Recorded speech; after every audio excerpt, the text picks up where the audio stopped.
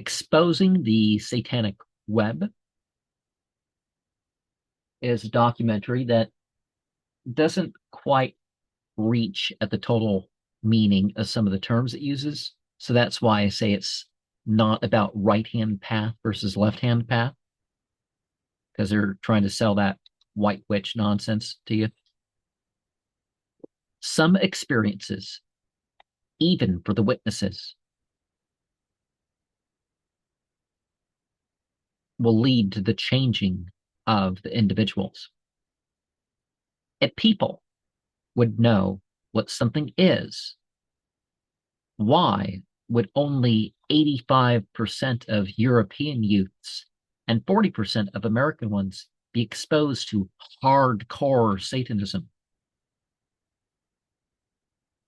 And calling it that kind of comes out a bit cringy, doesn't it?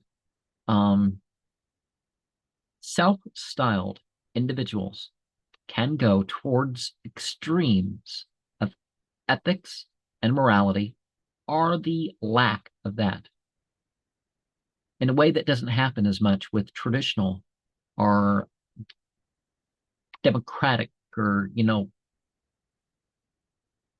group oriented things.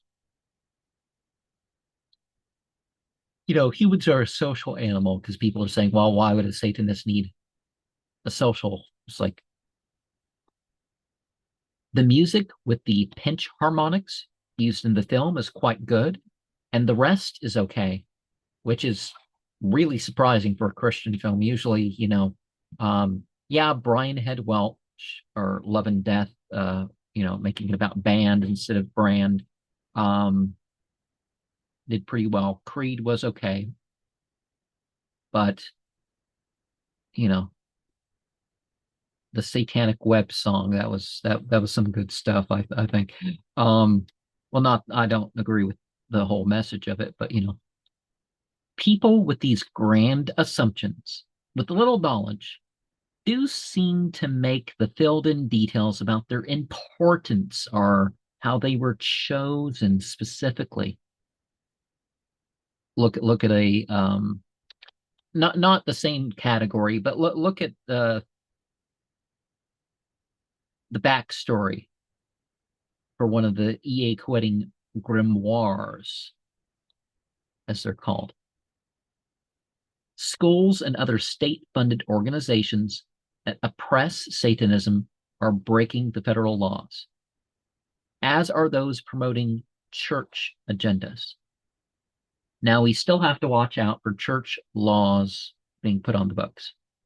Both the mainstream religions and alternative religions will offer attention and appeal to the personal preferences